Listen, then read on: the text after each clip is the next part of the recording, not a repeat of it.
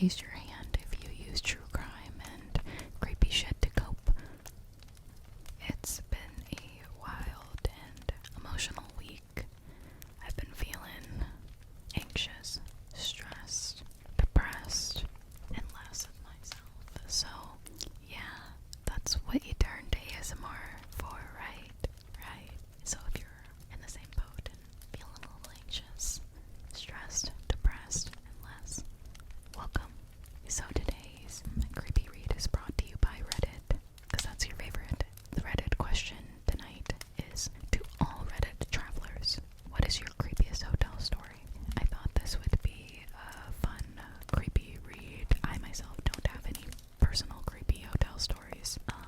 I did do a video on a creepy hotel story that is very well known. There was even a Netflix documentary there is a Netflix documentary. I was about to say there's a Netflix documentary on Netflix. But yeah, Netflix did a documentary on this case, and I happened to be in 3 episodes, so check it out. The case I'm talking about is Elisas Lam. So yeah, with that being said, let's get started. My mom was traveling for work and sat next to a man, a fellow business traveler, on the plane. They had a casual conversation and exchanged business cards. Later that evening, she's in her hotel watching TV and gets a phone call from the front desk that her husband is here and they want to know if they can give him the room key. Turns out the creep on the plane was pretending to be her husband and trying to get into her room. No. And I'm so happy the hotel confirmed that with her before letting this strange man up into her room. That's insane. I was traveling out of the country right after finishing up a huge 5-day work event where I had about 10 hours of sleep total during the 5 days. I got to the motel, which is kind of run down, and the carpet and blankets are damp, but I am exhausted, so I don't really think about it. I fall asleep pretty much immediately, like 8 p.m. local time. At maybe 11 p.m. or so, I get a call from the motel phone saying there's been a complaint about noise. I tell them that's impossible, I've been sleeping. They ask me if maybe it's someone else in the room, and I tell them, nope, I'm here alone, so I'm definitely not making any noise. They ask me again if I'm sure I'm by myself and not causing any noise. I say yes again, and fall back asleep immediately. When I woke up and thought about it some more, I realized how weird the entire interaction was. There was absolutely no noise I could hear anywhere nearby, and I don't know why the motel staff would need to clarify so many times that I was alone. Apparently, they never called, so I assume it must have been someone calling the different rooms to see who was in the rooms and how many people. I've never been so glad to always use the extra latch chain lock. Someone commented, I don't trust those hotel chain locks anymore. Once upon a time, I was staying at a hotel in China, and the maid unlocked the door with her pass key and opened the door. The chain popped right off the wall. Okay, I felt safe until that. While in the Isles of Scotland, we stayed in a B&B, and it was owned by a couple. The bedrooms were extremely well done and beautiful, but on everything there was signs, did not touch. To use the shower, you would have to ask the couple, and the internet ended at 11 p.m.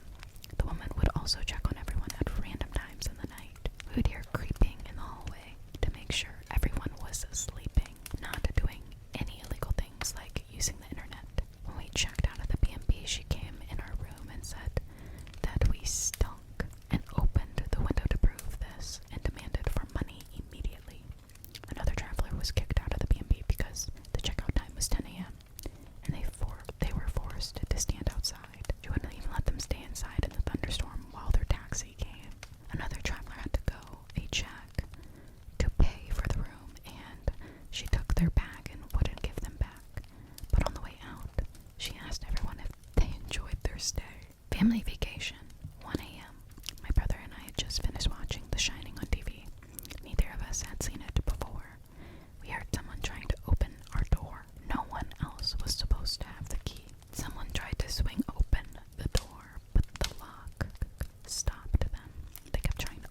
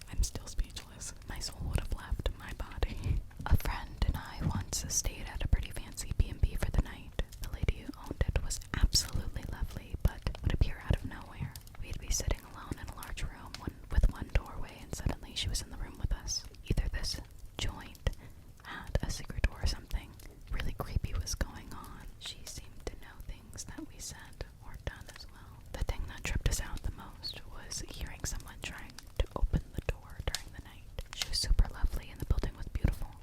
We were relieved to check out the next morning. She's a ghost, bro. That's it. That's the answer. Stayed in a B&B in Pennsylvania that seemed cute enough. They did have a wall of antique dolls in the main room, but otherwise, no signs of weirdness. That's until we were settled in the room. I noticed some scratches on the floor near the bookcase, and after some inspection realized it was a secret door. When I asked the owner, who gave a creepy vibe, if it worked, he said yes, and showed me that it opened to their office, which was a cluttered room with a computer and piles of crap. It had a lock on their side, and when I asked if there was a lock on my side, he smiled and said no. When I showed some concern that there was an unlockable entrance to my room that was camouflaged that they didn't tell me about, he just kept smiling. So that night, no sex, fear of cameras, and I barricaded the fucking door and barely slept. What in the Bates Motel is going on there? When I was 12, my family took a vacation to Europe. At our hotel in Rome, there was an amazing indoor pool, and being a child of my age, I would have spent the entire vacation there if I could. During one such swimming excursion, some random gentleman, I think around 40-something, comes over and starts tickling my feet. My mother is with me, but is preoccupied with one of my other siblings. He speaks English as well and starts teasing me for being ticklish and telling me I'm simply adorable. Through my giggles, I keep shyly asking him to stop. He doesn't, and just keeps teasing me and touching my feet and lower legs. This went on for maybe about 2 minutes tops before my mom sees what's happening and goes into super protective mode and tells him to back the fuck off. That gives me I don't like that. This person says, I'm not sure if this qualifies or not. Let me know. When I was 14 or 15, I went with my family to Las Vegas and we stayed off the main strip in a 2-bedroom suite. It was a smaller casino hotel. My parents left to go enjoy the night while me and my siblings stayed in. They slept in the bedrooms and I was in the living room watching TV. I think I dozed off at around midnight, and when I woke up, I was in a stairwell outside of the hotel room. I had no shoes on, I had no cell phone, no room key. I went to the front office and told them I was locked out of my room, and they believed me and gave me a key. I still don't know why I was out there. To this day, I still have never sleepwalk. I don't know what happened. Maybe I did sleepwalk. Maybe something happened during those hours that I cannot remember, but it was creepy enough for me to share. No. No. I still want to travel. Yes. Check. But I just am never going to stay in a B&B or a hotel or an Airbnb. I just gotta survive and thrive. Okay, so I already posted this in another thread, but when I was about 4 years old, my family ended up staying at Cedar Lodge Motel, where Cary Stayner worked right before he murdered 4 women. I've never heard of Cary Stayner. I'm gonna look him up. My family drove to Yosemite, and it was a long drive for us. 3 kids, all under the age of 7, plus 2 adults, and a fuck ton of mountains will do that. By the time we arrived at the motel, it was late. We were all cranky, and we couldn't wait to get out. But the moment we pulled in, something set my mom's teeth on edge, and she insisted that we left and found another hotel reservation or not. My mother has always had this sixth sense, and her gut has actually saved us a couple of times. But my dad was tired and convinced her to ignore her gut and stay just for the night. And the next morning, we'd leave. I can remember my mom actually refusing to let go of our hands, making us stay right by her side as she kept looking around while checking in. To try and get her to relax, my dad suggested that we go to the pool, thinking it would calm her down.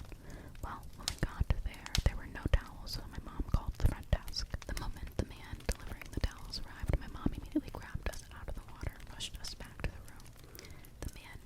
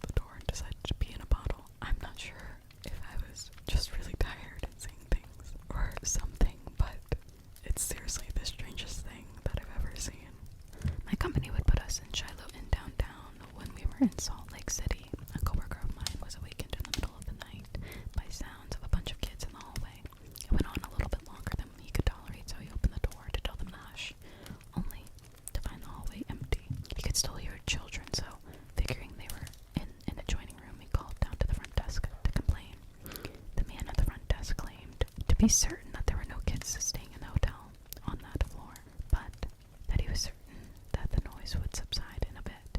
He offered to send up earplugs. My coworker was a bit annoyed. How can you say there are no kids when I'm hearing kids? But went back to bed and eventually fell asleep. The next day, when he was checking out, a different clerk made a mistake of asking the routine question, "Was everything satisfactory with your stay?"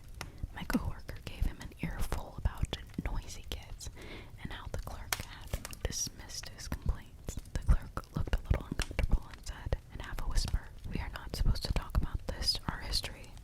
The clerk looked a little uncomfortable and said, in half a whisper, "We are not supposed to talk about our history with our guest. Please do a Google search for Rachel David. You'll understand what happened to you. We get similar complaints every few weeks, and we try to never put kids on the floor." In the van on the way to the airport, he read on his phone the story of how a mother, Rachel David, had tossed her kids off the 11th floor balcony of the hotel, then called International Dunes to their deaths before jumping herself. On that note, I think I'm gonna end it there. Yeah. But anyway, guys, thank you so much for watching. Don't forget to like, subscribe, and all that jazz. If you have any scary experiences yourself that you